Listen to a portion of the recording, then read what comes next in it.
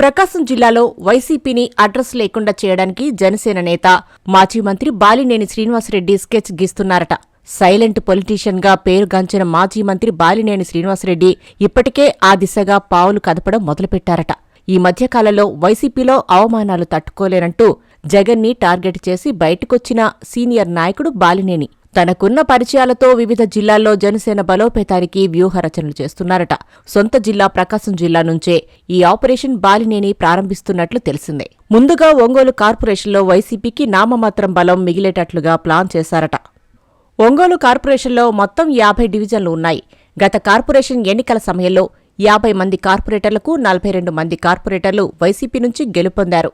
జనసేన నుంచి ఒకరు, స్వతంత్ర అభ్యర్థిగా ఒకరు, టీడీపీ నుంచి 6 మంది గెలిచారు. అప్పట్లో కార్పొరేషన్ ఎన్నికల్లో వైసీపీ ఘన విజయానికి బాలినేనే చక్రం తిప్పారు. గెలిచిన వైసీపీ కార్పొరేటర్లలో అత్యధికులు బాలినేని నమ్మిన బంట్లే.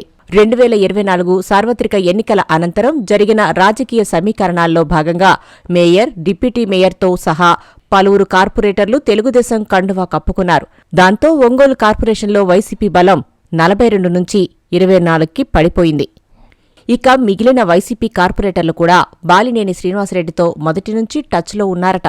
ఫిబ్రవరి 5వ తేదీన మంగళగిరిలోని జనసేన కార్యాలయంలో జనసేనాని పవన్ కళ్యాణ్ సమక్షంలో సుమారు 20 మంది కార్పొరేటర్లు జనసేనలో చేరడానికి రంగం సిద్ధమైందట. దాంతో ఒంగోలు కార్పొరేషన్లో వైసీపీకి 4 సభ్యులు మాత్రమే మిగిలి నామమాత్రంగా మిగిలిపోనుందంటున్నారు. వైసీపీ నుంచి అంత పెద్ద ఎత్తున వలసలు జరుగుతున్నా ఓ 4 కార్పొరేటర్లకు మాత్రం వారి ఓవరాక్షన్ కారణంగా ఎక్కడా తలుపులు తెరుచుకోవడం లేదట. అందుకే ఆ 4 పార్టీకి ద్రోహం చేయం, వైసీపీలోనే ఉంటాం అని చెప్పుకుంటూ తిరిగేస్తున్నారట. ఇటీవల బాలినేని జనసేనతో వరుసగా 2 రోజులు భేటీ అయ్యారు. ఆ 2 రోజులు చర్చల్లో పలు విషయాలు చర్చకు వచ్చాయట. ముందుగా మార్చి నెలలో జనసేన పార్టీ నిర్వహించే పార్టీ ప్లీనర్పై చర్చించారట. అదేవిధంగా రాష్ట్ర వ్యాప్తంగా జనసేన పార్టీ బలోపేతానికి వ్యూహరచనలు, వైసీపీ మాజీ ఎమ్మెల్యేలు పలువురు ఇప్పటికే బాలినేనికి టచ్లో ఉండటం వంటి అంశాలపై మాట్లాడుకున్నట్లు తెలిసిందే. వాటితో పాటు బాలినేనికి ఎమ్మెల్సీ పదవిపై కూడా చర్చ జరుగుతుందంటున్నారు. రాష్ట్రంలో జనసేన పార్టీ బలోపేతానికి బాలినేని తన రాజకీయ అనుభవం, తన పరిచయాలు అన్నింటినీ వాడుకుంటున్నారని బాలినేని అనుచరులు అంటున్నారు. మార్చి నెలలో జనసేన పార్టీ ప్లీనరీ తర్వాత ఒంగోలులో జనసేనాని పవన్ కళ్యాణ్తో ఓ భారీ బహిరంగ సభ పెట్టడానికి బాలినేని ప్లాన్ చేస్తున్నారట.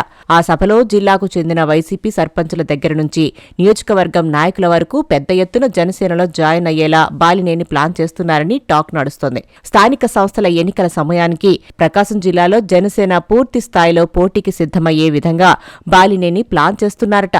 జిల్లాలో వైసీపీని ఖాళీ చేశాక ఆయన మిగిలిన జిల్లాలపై ఫోకస్ పెడతారంటున్నారు.